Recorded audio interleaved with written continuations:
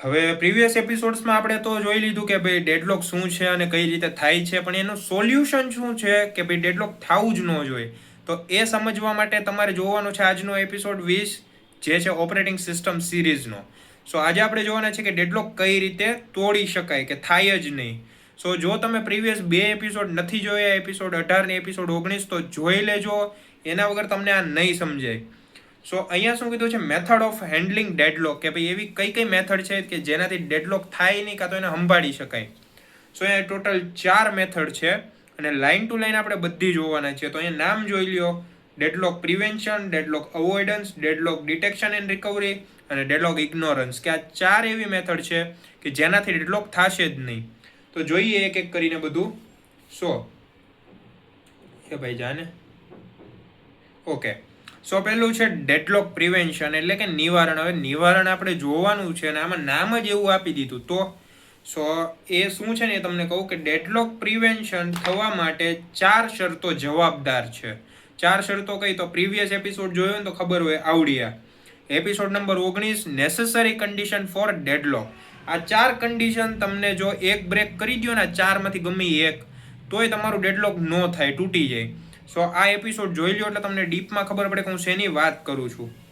સો અહીંયા પહેલું તો થઈ ગયું ડેડલોક પ્રિવેન્શન, કે 4 કન્ડિશનમાંથી એકને તોડી નાખો એટલે ડેડલોક ન થાય.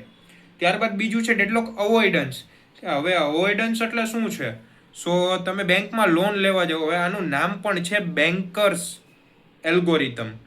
હવે બેન્કર્સ એલ્ગોરિધમ એટલે બેંકમાં લોન લેવા જાઓ તો તમને હું ડાયરેક્ટ લોન આપશે? નહીં આપે.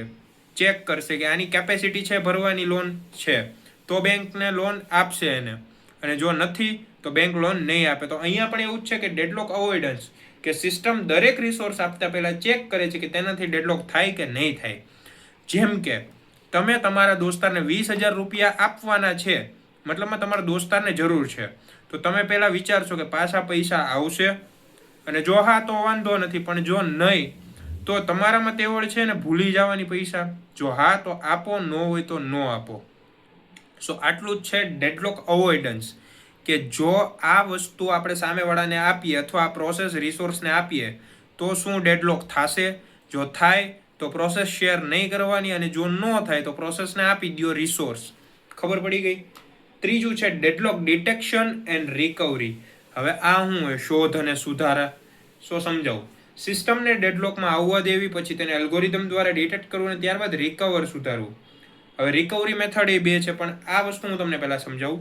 ડેડલોક થવા દો, પહેલાં થવા દો તો જ સોલ્યુશન આવશે.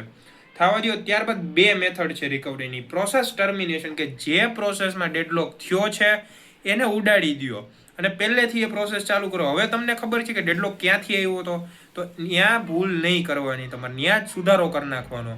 અને બીજું છે રિસોર્સ પ્રિયમ્પશન, કે તમને ખબર છે કે અહીંયા શું થાય છે, કે ભાઈ હું તમને આ ઇઝીલી સમજાવું કે ભાઈ આધાર કાર્ડવાળો છે એક, અરે કેમ આમ, આધાર કાર્ડવાળો છે અને સામે એક મોબાઈલ નંબરવાળો છે. સો મોબાઈલ નંબર આપણે કઢાવવો છે, પહેલાં તો આધાર કાર્ડ કઢાવીએ, કે આધાર કાર્ડ મારે અત્યારે કઢાવવું છે, તો મારે શું જોશે? મારે મોબાઈલ નંબર જોશે. અને એવું સમજો કે તો હું મોબાઈલ નંબર કઢાવવા ગયો, તો મોબાઈલ નંબર હું કઢાવવા ગયો તો એ મને કે ખબર આધાર કાર્ડ જોશે. તો અહીંયા તો 2 સામું થઈ ગયું. તો અહીંયા પ્રિયમ્પશન, કે ભાઈ ઓલાને 100 રૂપિયા ખવડાવી દો મોબાઈલ નંબરવાળાને, આલે ભાઈ તું 100 રૂપિયા અને મને મોબાઈલ નંબર કાઢી દે. અને ત્યાંથી તમે ગયા આધાર કાર્ડ પાસે કે ભાઈ લે ભાઈ તું આ મોબાઈલ નંબર લઈ લે ને મને આધાર કાર્ડ કાઢી દે. સો અહીંયા આધાર કાર્ડ કાઢી દીધું, એટલે કે કોઈ પણ રીતે ડેડલોકને કાઢવાનો છે.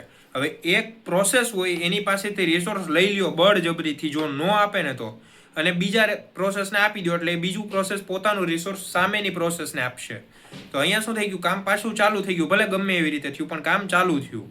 અને last but not the least, deadlock ignorance. અને આ હું સિમ્પલ ભાષામાં કહું ને તો થાય એ ઉખાડી લ્યો, કાંઈ થવાનું નથી. એના જેવું છે ઓસ્ટ્રીચ મેથડ. ઓસ્ટ્રીચ મેથડ એટલે કે પહેલાના જમાનામાં ઓસ્ટ્રીચ હતો શતુરમુર્ગ, કે ભાઈ એ રણમાં હોય અને તુફાન આવવાનું છે એને ખબર છે, એ ત્યાંથી ભાગી નહીં કે કાંઈ નહીં કરી શકે. તો એ શું કરે ખબર? ડોકું હોય ને પોતાનું, એ રેતીની અંદર દાબી દે. તુફાન હોય તો એ ડોકું અંદર દાબી દીધું, તુફાન વહી જાય ને પછી ડોકું બહાર કાઢી લે. શું કરે ખબર? કે ભાઈ તુફાન તો હતો જ નહીં, આમ અવોઇડ કરી દે, કાંઈ થાય એમ છે જ નહીં, તો થવા દો ડેડલોક, જે થવું હોય ને થવા દો. આ જ એનું સોલ્યુશન છે, બીજું કાંઈ નથી. બરાબર, તો આ ખબર પડી કે ડેડલોક હેન્ડલિંગ મેથડ શું છે. 4 મેથડ છે, બહુ ઇઝી છે, અને જો તમે પ્રીવિયસ 2 એપિસોડ નથી જોયા તો જોઈ લ્યો. એ જોશો તો તમને આ બહુ ઇઝીલી આવડી જશે. અને આઈ હોપ કે અત્યારે તમને જેમ સમજાવ્યું એ સમજાઈ ગયું હશે. જો ના સમજાયું હોય તો વિડીયોને રિવાઇન્ડ કરીને જુઓ. અને જો વિડીયો પસંદ આવ્યો હોય તો વિડીયોને લાઇક કરો, ચેનલને સબસ્ક્રાઇબ કરો, અને આ વિડીયોને તમારા બધા મિત્રો સુધી શેર કરો, જેથી તેમને પણ આ વિડીયો હેલ્પફુલ બની રહે. તો મળીએ નેક્સ્ટ વિડીયોમાં.